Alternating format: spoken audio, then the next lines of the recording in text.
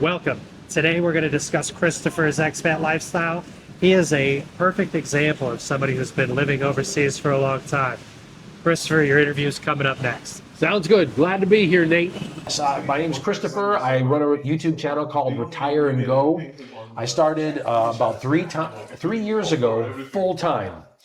I started making videos, I'd say about 5 years ago, because I was far away from my family. I was working in the Middle East, doing a contractor job, and making videos about Saudi Arabia. Kind of showed my family what I was living like and what the culture was like, which was actually really cool.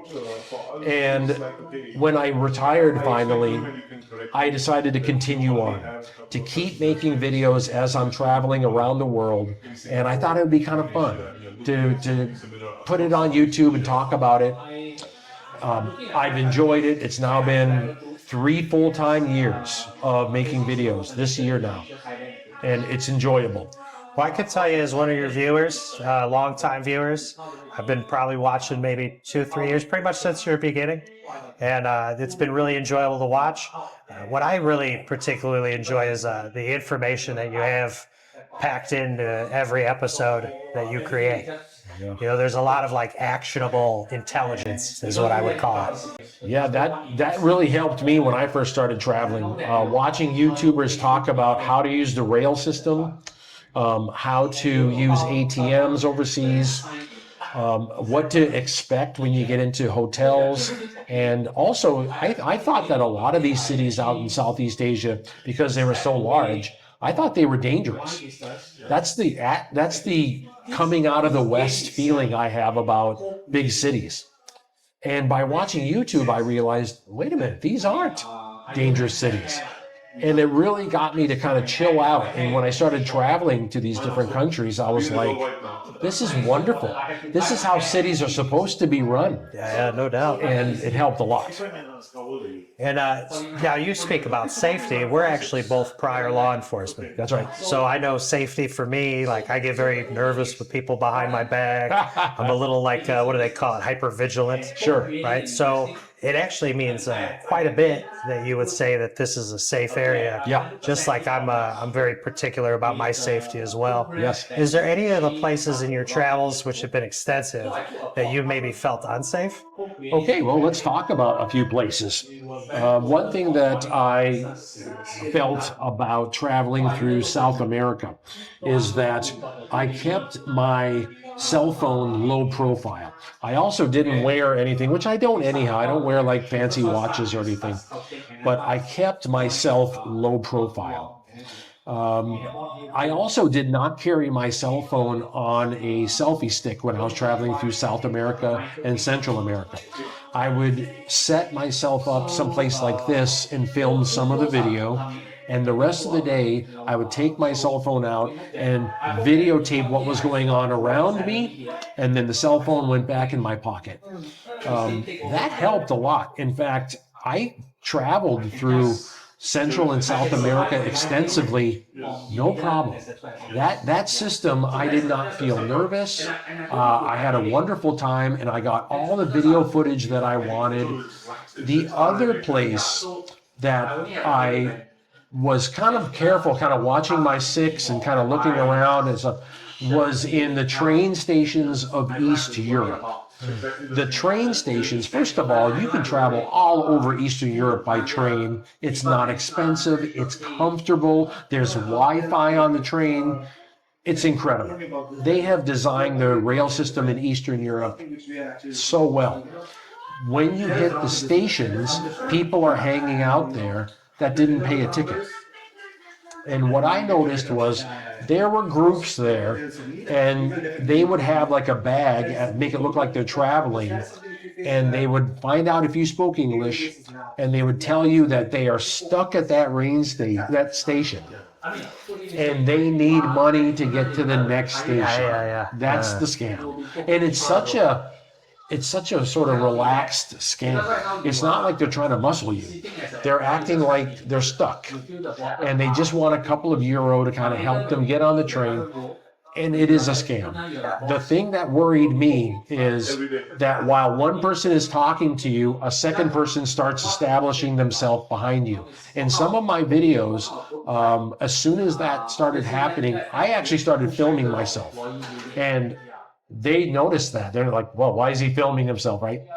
And then they kind of scoop. But I show even how someone starts staging themselves behind. Now, because it's so busy, I don't think it was violent in nature. I think they are professional pickpockets. I think that's what was getting set up. Well, it sounds like it starts off like I used to live in the hood in America, Yeah. and there'd always be vagrants and drug zombies wandering about the gas stations, saying they needed money for gas while they don't own a car, or needed money for the bus ticket, but they just need it for fun, you know. But yeah, I'm surprised to hear about that Eastern Europe, but I haven't been yet. I experienced quite a bit of villainry, Yeah. if you will, in Cambodia. Yeah. But like I said, overall, it's been kind of safe. Yeah. Now, if an individual is coming out here for their first time, right? Put yourself in the mentality of like Yes. a 50-year-old dude who comes out here Yeah. for the first time. What is a main piece of security advice do you think you would give as a law enforcement professional? I would say don't travel bulky. Travel with one backpack. That's first. Travel for comfort if you're coming to Southeast Asia, because year-round the temperature is nice. You don't need to bring all this extra stuff. In fact, while you're here, you're going to pick up some lightweight shirts. So just travel with what's on your back and keep some room in your backpack. You're going to buy some stuff out here. You'll buy some nice long sleeve linen shirts. If you're having trouble with the sun, you'll buy a ball cap here, super cheap, and you'll love the prices. Travel with less if you're coming to Southeast Asia. Another thing is all of my travel shorts and long pants, they have zippers on every pocket. These shorts I have on zip every pocket. And then there's even a pocket inside. I have a long set of pants that's made by Lululemon for travel. Every pocket zips. That feels so good when you're traveling. It feels good that you can zip things up. You have to remember this theory. Locks do not stop thieves. Thieves are going to get in. What locks do is they keep honest people honest. Okay? And it's the same thing with zippers on your pocket. If somebody has trained their entire life to be a professional pickpocket, and you may have seen this on YouTube, where people have a bag in front of them, and one person walks by and unzips it and keeps walking. The second person comes in, takes what they want, and leaves. That person with the bag right in front of them never knew it happened. These are professionals. What you want to do is have peace of mind. And if you have shorts and long pants that are lightweight, comfortable, and they dry easily, because if they get wet, you don't want something that's going to take forever to dry, like a pair of jeans. It will take forever to dry. And you want zippers on every pocket. You are going to feel great. I also personally recommend, and I know you're the same way because same career field, no stranger is ever allowed to touch me.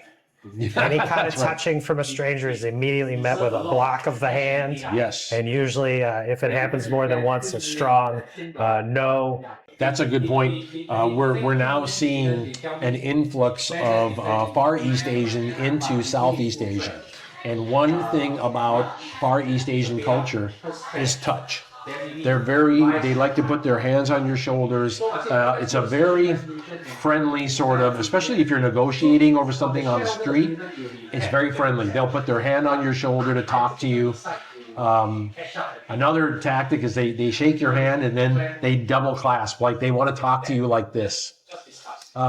And I agree. I make that end.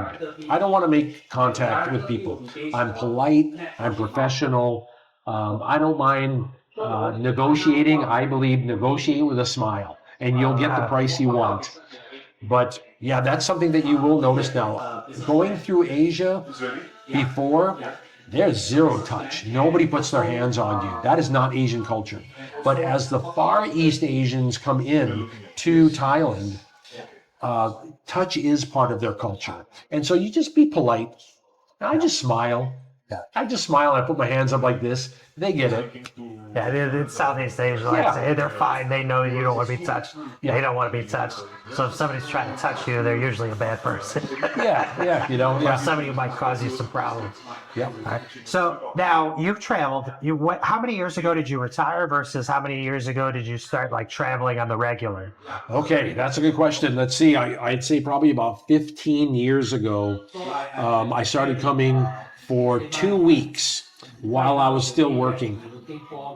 And that just kind of dipped my toes in the water. I would travel very light with a small backpack, lightweight clothing, lightweight hikers, or even like a heavy duty pair of flip flops, like something substantial flip flops.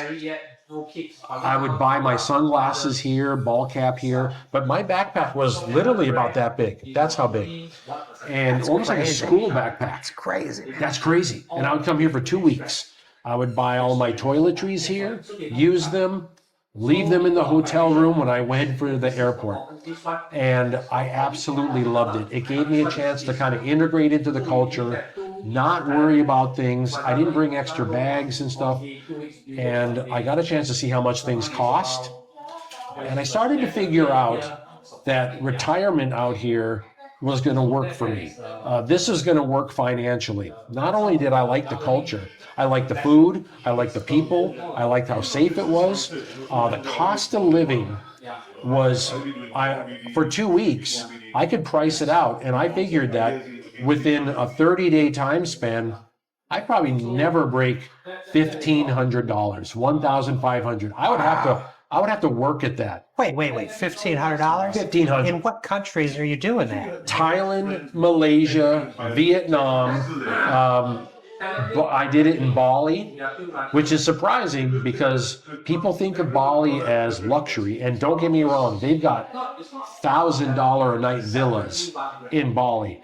But I'm finding Bali places for $16 a night with a swimming pool that give a free breakfast. Another place, Cambodia, Laos, all of those countries I could travel through. The Philippines. I traveled to those countries and I did not break $1,500 a month. That's with hotel room, that's with food, and then on top of that, if you are a drinker, just understand alcohol will set you over that. If you want to do nightlife entertainment, that's going to set you over that. Yeah. But without those two, $1,500 a month, no problem. Well, I've watched your videos, and it's not like you're living a pauper's life. Right. You're literally renting most of the time daily, not monthly, which is how Yes. most people get big savings. You're moving around quite a bit, and you're constantly going out to different locations, different beaches, different like touristy sites, Yes. wandering cities, and you're not eating at like low-grade food cart stuff. No. Can you tell us about some of these places you've been eating? Sure. I stay in hotels that are between maybe $16 and $21. So that price range, I'm looking at about $480 to $680 a month for cost of housing. I will use the rail system, and I will use, maybe if I need to go somewhere far away, I'll use one of the scooter cabs here. But honestly, I pretty much walk where I want to go. And we're talking the most I would pay for transportation is $2 a day for the rail station. I am eating at food carts. But can I rewind you just a little bit? Yeah. So you mentioned these hotels for under $20 a night. Yep. Are you getting hot water, air conditioning, and a bum gun? Yes, at that price range, 16 to 21. At that price range, you're getting air conditioning, Wi-Fi, all utilities. If you're in Thailand, you have a small refrigerator, but I've noticed in some other Southeast Asian countries, there's no refrigerator. But that price range does give you air conditioning, and it gives you a private bathroom. If you knock that down to $8 a day, that's when you're sharing a room with other people. That's sort of a backpack hostel price. Then you're sharing a bathroom, and you're in a room with about four people, maybe 6 people. And I will tell you, there's nothing wrong with traveling that way, but I'm 55. Yeah. You know, I want a little privacy. I want my own bathroom. I want to lay down on my own bed. So I think it's worth paying that little extra. Yeah, no doubt, bro. Like, I always feel the most vulnerable in a bathroom. Yes. So it's like, I want my own bathroom. I don't, even when I get monthly rentals, it sounds ridiculous, but I'll buy a toilet seat. Yep. So it's never been used. It's like I got a brand new apartment to myself, you know? I agree. And if you're a younger traveler and you want to do backpacking, you can find $8 to $10 range hostels, no problem. And you'll save a lot of money. And that's throughout Southeast Asia? Yeah, in fact, I just stayed, during this trip, I stayed in what's called the Khao San Art Hotel. And they had $8 and $10 shared rooms with a shared bathroom that's separate. And I stayed in a private room there for $21. But that hotel was wonderful. And there was a huge group there from France. They were all college age, and they were having a great time.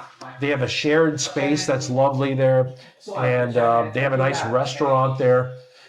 They're having a wonderful time at that price range, $8 to $10. That's usually a great way to meet fellow travelers too. Is in my personal experiences, I would go to a hostel, but then I get a private room. Yeah. So then you meet these most of the time rather interesting and or attractive backpackers who are using the pool and the restaurant, and the pool table, or whatever other amenities are there. It's a real great way to meet somebody of a like mind, you know. I agree, and I think for like the ages 20s and 30s, fantastic. I'll tell you, once you get into your 40s and 50s, you know, it's nice to have the privacy. Nice. But let's talk about that price range: $480 to $680 a month for housing. That's with everything. Compare that to the U.S. if I'm retired. I'm not going to find that for an apartment. You know, I'm going to be paying 3 times that for an apartment. And in my retirement, I want to travel and enjoy the world. It's possible. It's affordable. Living back in the U.S., the amount of money that I make from my investments, I honestly don't think it would even pay the rent. No. I don't think it would. You know, it's too much.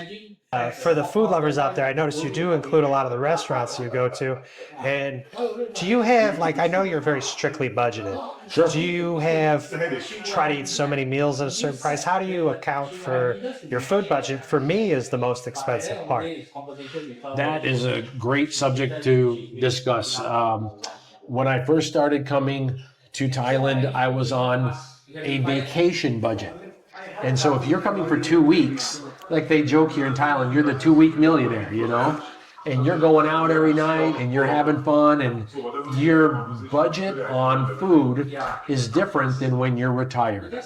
Being here retired, I will look at, first of all, at the end of every evening, I will go out and I will buy something that I'm going to eat in my room for breakfast the next day. Yogurt, granola, and bananas and grapes. I'll make that for breakfast every day. And we're talking a meal that costs $2. And then when I'm out, I'm filming, I want to go to the carts and I want to go to the small food court areas because I'm trying to show that. That's about $4 a meal to show that type of environment. In the evening, if I go out to a restaurant, I'm thinking it's going to be around $7. It's about a $7 meal. If it goes beyond that, you know, that's okay every once in a while. But I try to keep it in that range. If I keep my food budget in that range, I am living good, I'm living healthy, I'm able to show all of these different kinds of food environments on my channel, and it's affordable. That's an affordable budget. So, now, you've been traveling for 15 years and taking it seriously for the last couple of years without much interaction back with the United States. Yeah. What do you notice? Like, you brought up the kind of the vacation mindset. Yeah. I know when I first retired and came out here, it was getting to like where I would do my daily budget. So I'd write down everything daily. Yes. And I was finding if I kept up at a certain pace, it was going to be like $16,000 a month. Yeah. If I went full balls to the wall, full bore, Yes. I was going to be like $16,000 a month. 8,000. Yeah. Can you imagine? Yeah, so like, pretty close to $200,000 for the year. Yes. But then, like when I finally got my wits about me and I realized what I was doing, Yeah. I very easily was keeping it below 1,500. Still going out on dates and going out to eat regularly, and Right. having a really affordable time with that. If you were to slow travel like me and you had a monthly, like kind of more of a monthly mindset, a monthly rental mindset, Yes. and you had to live under $1,000 a month. Okay. Besides maybe Pattaya, Jomtien, Bangkok, Thailand even, what country and city would you recommend? Okay, let's talk about under $1,000. Hands down, Cambodia and Laos made that possible. Some of the hotels that I found in Cambodia were $10 a night, and it was not a bad little room, and it had a private bathroom.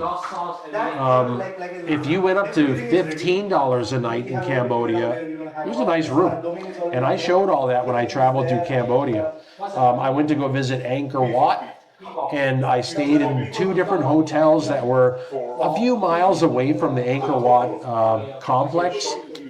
Both hotels were affordable, and they were lovely little hotels. The staff was friendly, everything. So under $1,000, definitely, I think you could probably find that in, let's say, Vietnam, here in Thailand, because you can get what's called a fan room. A fan room is a room that does not have air conditioning. And you can find a fan room for $8 a night here, especially if you pay for a month. That's super affordable.